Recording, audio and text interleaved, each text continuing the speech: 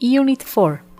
Listen to a lecture about paranormal activity and answer the questions. Hello everyone, I'm Dr. Henry Stein, and today we will talk about something special that has intrigued the whole humanity for centuries. And of course, you know what I'm talking about. Yes, paranormal activity. What I want to share with you today is scientific evidence that these kinds of ideas come straight from our mind. They are not real.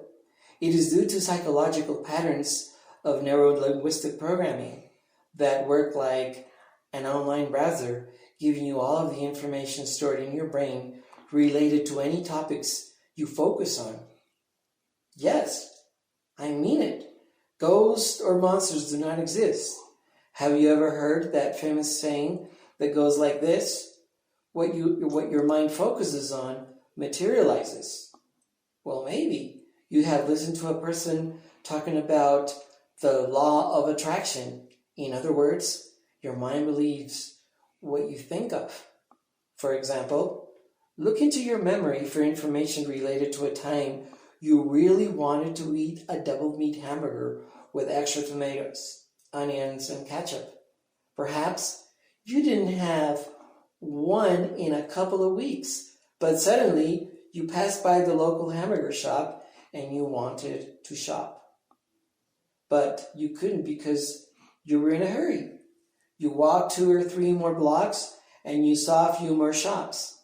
Somehow, your brain made you believe that you were hungry and that you weren't busy.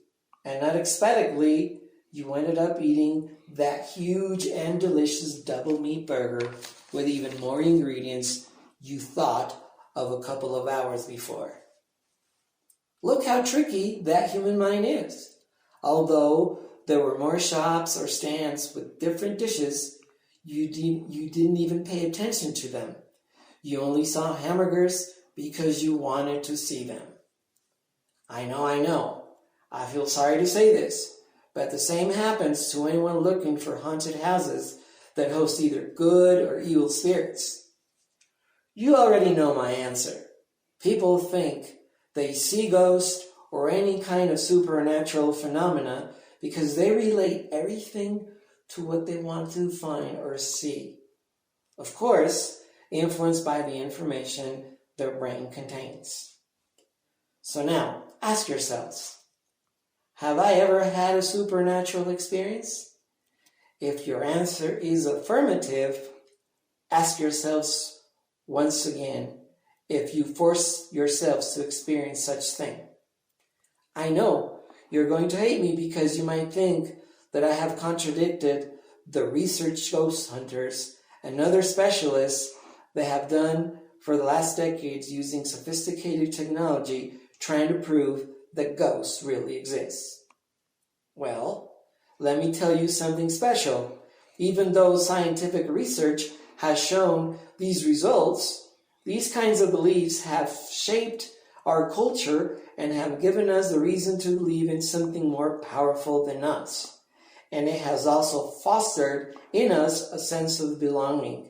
I've visited many countries around the world, and Mexico has the most fantastic and incredible stories and legends, especially the state of Hidalgo, which has kept most of its cultural heritage, attracting thousands and thousands of tourists every year, eager to hear the spooky and chilly stories, and had incredible experiences.